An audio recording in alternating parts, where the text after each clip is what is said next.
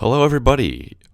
This is the Joe and Shob show, except it's just Shob this time. So I guess we're calling this the Shob show. So on the last Joe and Shob show, Joe said, "Hey, you watched Beyond the Mat, the wrestling documentary from the 1999." And Joe was like, "You know what? You should review that." And I was like, "You know what? I kind of want to talk about it because I watched it and I had thoughts on it." So without further ado, Joe told me to do this, and I'm gonna do this. This is my review on Beyond the Mat. So Joe and I went, and we were at Walmart Bargain Bin a long time ago. Actually, it was just summer 2016 because we like to look at movies, go through the movies. We saw Beyond the Mat. It is just a wrestling documentary that was released in 1999, and it has a bunch of not slanderous, but stuff that really gets you to look at it on the front with a tagline of "the film Vince McMahon doesn't want you to see." That instantly got me thinking, what's in here? Is there a bunch of tell-all stuff about stuff, wrestling information that would turn people off and what we're not supposed to know and how terrible things are behind the scenes and, how awful wrestlers are treated mentally and physically and all that stuff that we're not supposed to know because it's supposed to be an entertaining show we watch, a few times a week, and we're not supposed to know how these people put their lives on the line and for their health behind the scenes. So that's why they call it Beyond the Mat. So when I watched it, I was expecting some, really,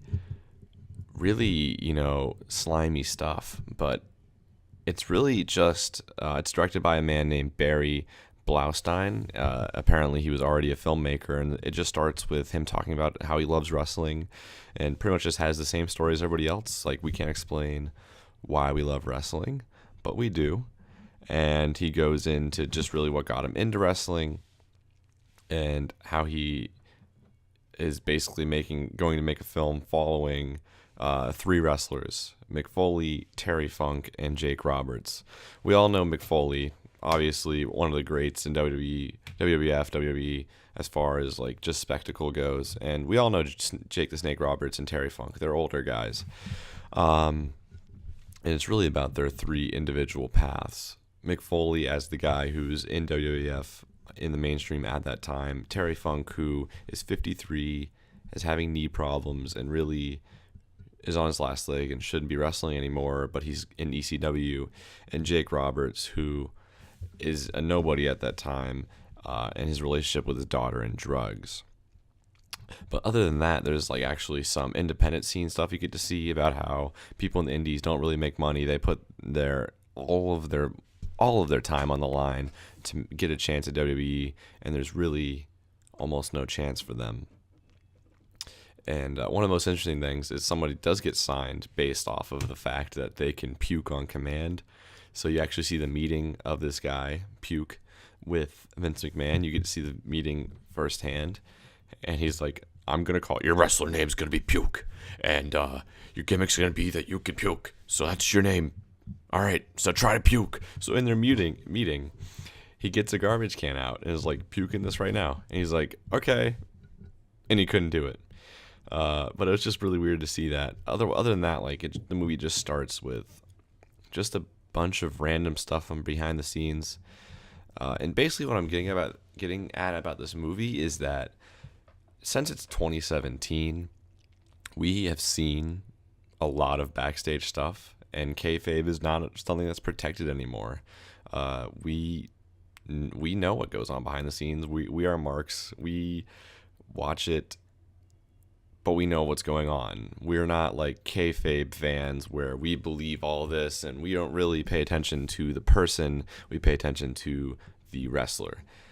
In this film in 1999, I'm sure it was more revolutionary, more against the grain to be talking about the behind the scenes of wrestling, because I'm sure you didn't get to see it that often. I'm sure this was, a hugely, I don't know what to say here in the spot, but just surprising because you couldn't see that stuff at the time. I don't know, it kind of reminds me of that one Super Size Me movie where the guy just ate a bunch of McDonald's and it was like, man, McDonald's is terrible. Look at what McDonald's does to you. Except I don't think Beyond the Mat is as negative about the WWE. I think the most interesting aspect of this movie is the Mick Foley stuff, because you get to see how he's like top of the company as far as hardcore stuff goes at that time. But they drive home his family aspect, about how he's all about his family and how it's hard for him to do this anymore because, he has to think about his family. His kids watch him on TV, get destroyed, and it's just a difficult thing all around for everybody, his wife included. He says in the movie, he's not like he feels pain just like anybody else, but he's just a lot better at taking more of it and just taking the pain and keep going. And they really highlight here, like the last 30 minutes, like climax of the movie. I'd say like the main spot is the 1999 Royal Rumble match against The Rock, where The Rock just destroys him. It's for the WWF Championship. Mick Foley's champ.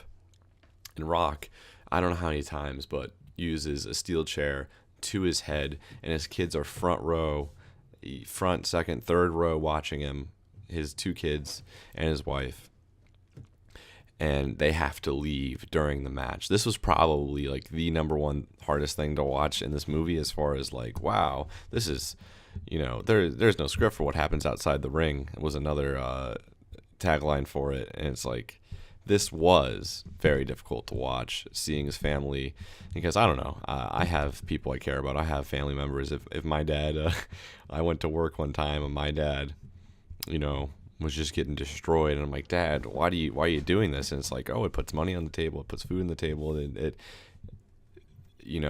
we are where we are because of this, and I need to keep getting better and improving my craft, because that's who I am as an entertainer. But he's also a dad, and that's something he has to focus on. And that is definitely the aspect of this movie that I thought was most interesting. As far as the other two go, I think Jake the Snake Roberts one is hard to watch in a different way, because he used to be on top of the world. Not on top of the world, he was never a world champion, I don't believe so, but he was thriving in the 80s in WWF, and this is about him in the 90s, how he has lost his way, he's not where he was, and he is addicted to drugs and just barely holding on to wrestling. And it doesn't seem that bad while you're watching the movie, his drug addiction. Like, they more just tell you about it instead of showing you it, because that would have been really tasteless, even though this movie claims to be tasteless to an extent.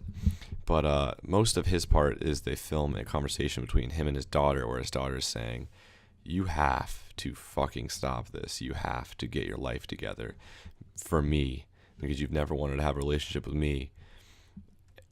And because of wrestling, you never let it happen.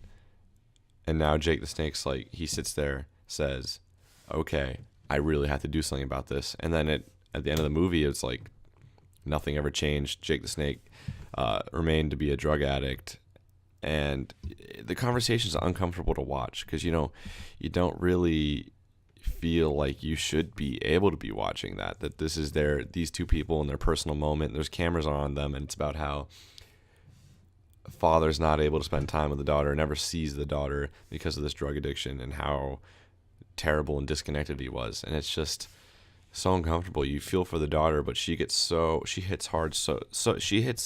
hard on Jake the Snake, and he deserves every second of it. But it's just really weird to watch. Like, I'll admit, like I said, you get to see a lot of documentaries nowadays. In 2017, you can go to the WWE Network and see a lot. Admittedly, you can't see stuff like this. They're not going to show you about Kevin Owens and how often he gets to see his son, and like, what happens in their living room. I guess you can with like Total Divas and Total Bellas and stuff like that, but that is scripted. That is, fabricated to an extent. I know it's not completely fabricated. In Daniel Bryan's book, he said basically it's their real life, but sometimes, things are overblown a little bit for the cameras. But in this, it looked completely bare, completely raw, and it was weird. I wouldn't say I enjoyed watching that. And the last one is Terry Funk. You get a view into ECW with this, which I thought was great, because in the 90s, ECW was all the rage. I mean, it was kind of amongst marks because people who liked ECW thought everything else would eat shit, and that ECW was like the premier wrestling, which when you're a really big fan of something independent like that, I understand that mindset. It's like, this is it, this is what you should be watching. But it's fun to see Paul Heyman and all the other guys in their prime in ECW where it really thrived. But Terry Funk at this point is like 53, and they go to the hospital, and his doctor tells him that on one knee he needs surgery, and he's not going to be able to function, and the other one is only barely functioning without surgery. And so you're basically imagining this guy,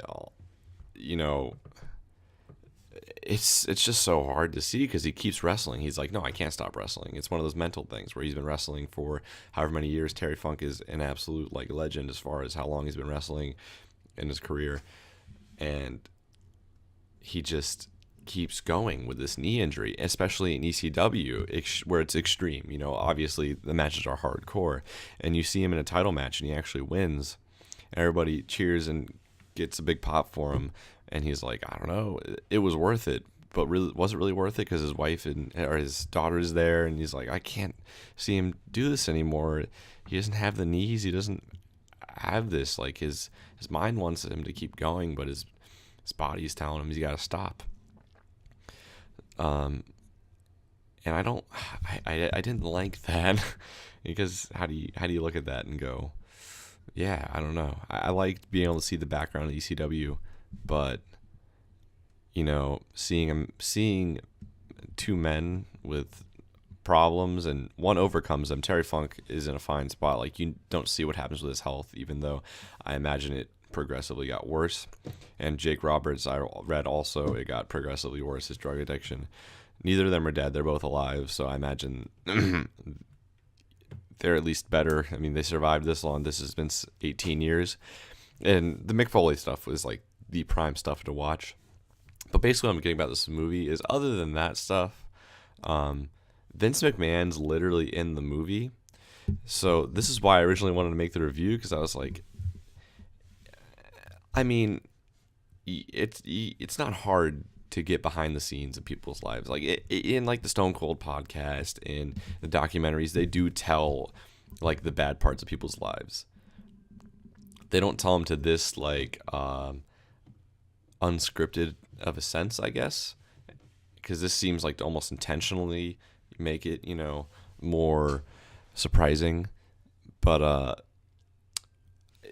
the box literally says the movie Vince McMahon doesn't want you to see, but Vince McMahon's all over this movie, so he obviously approved of it. He just eventually didn't advertise it on the show on WWE, and he got mad at Mick Foley for going on a late night television show for what do they call it, promoting it, because he is the top billed star in the movie. But other than that, half of the movie, I would say, is about those three guys. The other half is just about the behind the scenes of wrestling and seeing, the locker room, seeing, their travel life, and seeing those things, which in 2017 we're used to seeing. So it's really not that, cutthroat of a movie. I don't know what to say cutthroat, but it's not really that against the grain for 2017 standards. But I would really like to have gone to 1999 or 2000 and seen this movie, like the height of the Attitude Era, to see how this would have felt, if this would have felt so against the grain. But with how kayfabe is dead now, I'm sure something as kayfabe breaking as this movie would have been a big deal. But in this time, it is a little surprising, but it's not, I think it's a little overblown as far as the box art and as far as the advertising goes, and at least the legacy that it has. I think it's a fine movie. I actually think I would recommend the movie as far as the emotional stuff goes, and just seeing more, behind the scenes wrestling. I love behind the scenes of wrestling. I love wrestling documentaries. I could watch more wrestling documentaries than I could watch wrestling matches. But other than that, I would recommend the movie. I'd say you watch it. I'd recommend Joe watches it. And I recommend that I make more of my own solo videos. I plan on doing this. I'm glad I forced myself to do this, because if I do it now, I'm going to do it in the future. And Joe and Shob needs more content. So next time on the Shob Show, I want you guys to tell me what I'm going to do. I don't know how often I'm going to do this, but I watched it and I wanted to tell you. Do you guys want me to do only wrestling? Do you guys want me to talk about movies I've seen, video games I've played, books I've read? I don't know. Throw it at me, but this was just, this is Beyond the Mat. So you guys watch it. Tell me what you think. It has an 82% of Rotten Tomatoes. I'd probably give it like a 7 out of 10. Like, how do you really, you can't really rate documentaries. Like, you watch what happened and you go, okay, because it's not really, it's nonfiction. Like, how do you rate nonfiction? It's hard because you're like, man, that life event sucked. I don't know. I hope you guys have a good one. And that was the first Shob Show.